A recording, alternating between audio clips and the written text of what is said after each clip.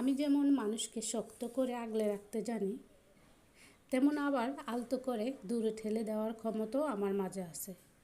আপনি কোন ধরনের আচরণ পাবেন সেটা পুরোটাই আপনার উপর নির্ভর করছে।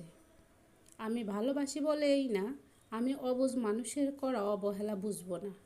আমি আপন ভাবি বলেই না, আমি অসহায় যেখানে আমার উপস্থিতির কদর হয় না সেখানে মাটি কামড়ে পড়ে থাকবো। আমি যেমন অন্যদেরকে ভালোবাসি তেমনি নিজেকেও ভালোবাসি।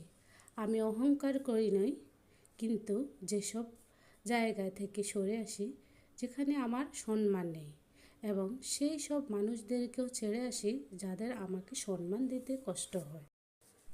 আসলে আমরা যেটাকে ভালোবাসি বলি না, সেটা ভালো থাকার নয়, ভালো থাকার একটা বোঝাপড়া।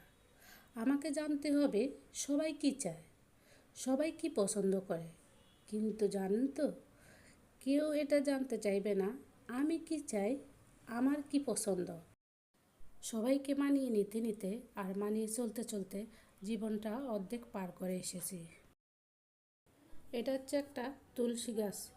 এই তুলসী পাতাটা কিন্তু আমাদের শরীরের জন্য খুবই কার্যকরী একটা ওষুধ বলতে পারে। যেমন বাচ্চাদের ঠান্ডা বা আমাদের যদি কাশি হয়, এই তুলসী পাতার রস 1 চামচ পরিমাণ খাওয়াই দিলে সাথে সাথে উপকার পাওয়া যায়। এটি হচ্ছে থানকুনি পাতা। এটা ছাদের মধ্যে একটা টবে লাগানো হয়েছে।